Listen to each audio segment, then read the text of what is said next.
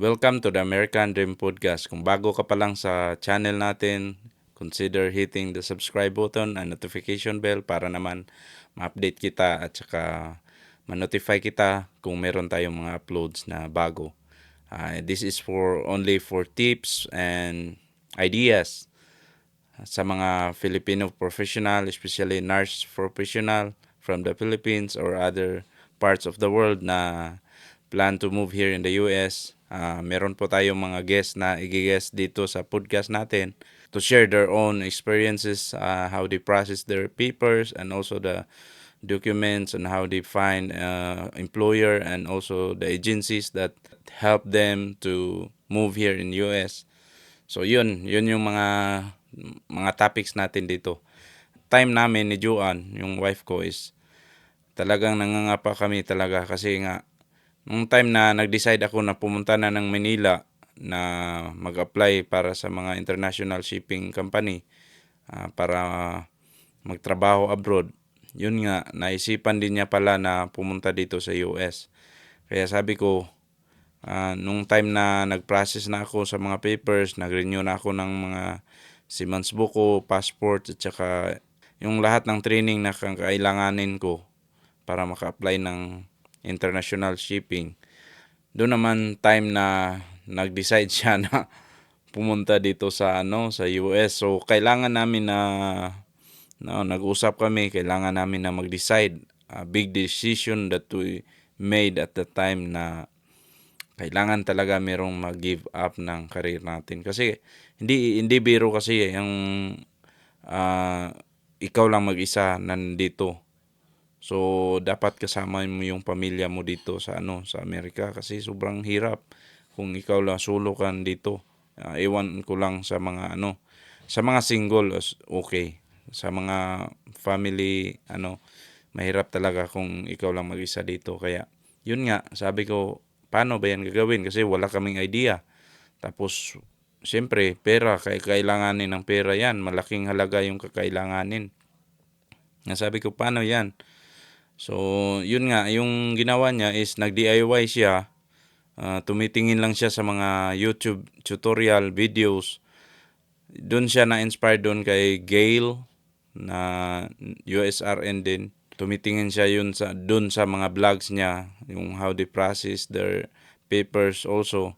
Produkto si Joan sa DIY na based doon sa mga napapanood niya ng vlog kay Gail. Kaya yun nag-decide siya na mag-start ng process. Sabi ko, paano yan? Paano yan yung mga papers? Sabi niya, meron naman daw siyang, buti na lang meron siyang contact na teacher doon sa school niya dati sa Cagayan de Oro kasi nga nasa Cebu kami. Meron siyang times na kailangan niyang pumunta doon sa school niya para sa mag-pass ng mga requirements kasi yung napili na state niya is New York State. So, doon siya nag-process na doon siya mag-apply. So, kailangan nila yung mga school documents mo para ma-accredit yun doon sa New York State Education. So, ang nangyari is minsan nagko-contact lang yung teacher na yan, ito yung kailangan, tapos padala lang siya ng pera. Ayun, malaking tulong yun. Kaya nung time na nag-start na siya, kasi nga kukuha ka ng NCLEX, mag-undergo siya ng NCLEX exam. Parang start na ng paghihirap kasi nga yung time, yung challenge talaga kasi nagtatrabaho pa siya noon sa Vicente Soto Memorial Medical Center diyan sa Cebu. Night shift yung duty niya, tapos merong day shift. Kadalasan night shift siya, tapos in the morning pag uwi niya doon pa siya mag-review. Sabi ko, meron siyang online reviews kasi nag-avail siya ng mga online tutorial, yung mga tools na gagamitin. Tsaka meron din siyang libro na doon siya mag-review. So wala pa siyang tulog, tapos bago pa lang siya panganak doon sa bunso namin. Napakahirap yung time management, tsaka antok pa siya kasi tatrabaho, tapos pandemic pa ng time na yun. So noon nang nag-decide na siya na, sige, start na review. Sabi ko, okay. So, ang ginawa ko is sinasabayan ko siya mag-review. Sasagot din ako dun sa mga tanong. Minsan nanonood din ako ng The Good Doctor, yung movie. Kaya meron akong naintindihan ng konti. Kaya medyo na-challenge siya. Tapos kadalasan talaga is nakatulog siya dun sa sa review niya. Nakapasa naman siya. Good thing, nakapasa siya in the first take niya sa NCLEX Maynila. At saka doon na naman sa next step kasi maraming bayarin. Siya lang yung inaasahan ng yung income niya sa pagtatrabaho niya, tapos yung mga extra bayarin, dollar kaya yun. So sobrang thankful po ako kasi yung parents niya, kasi nga yun yung dahilan din na nagplano siya na pumunta dito sa Amerika kasi nga dito na yung parents niya sa Amerika.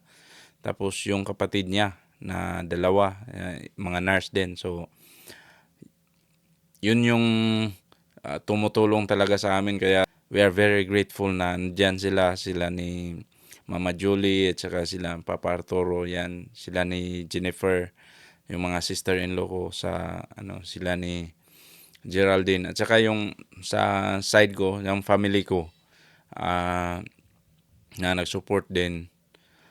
Sobrang thankful sa mga friends na words of encouragement, ganyan. Kasi nga, siyempre, nag-start ka na mag-review. Expectation din ng mga family natin is, siyempre, makapasa ka. Tapos, big expectation na sana hindi pumalya yung plano namin. Kaya, big thing talaga is yung pera. Kasi di mo kahit meron kang nakapasa ka na sa NCLEX, yung pera talaga kailangan. Kasi nag-direct hire siya. So hindi siya meron siyang agency, pero nga ikaw yung unang maglalabas ng pera. Tapos yung iba, meron talagang staffing agency na sila yung magbabayad. Tapos sila yung magpa-process ng mga documents, anong kailangan, i-email ka lang. Tapos ito yung mga kailangan. Yung kay Joanne, siya talaga lahat. Punta ng PRC, ganyan, lahat ng mga kailanganin pinupuntahan namin. Yun yung mga ginagawa naming steps. IELTS, lahat yan. Pero prior dyan, meron pang mga ibang mga kakailanganin. Yung ETT, ganyan. Yun yung mga i-discuss ng mga guests natin dito. Paano nila nakuha yung ETT, ganyan. Tapos sa mga pagkuha ng visa, ganyan. Sobrang dami. Sobrang dami.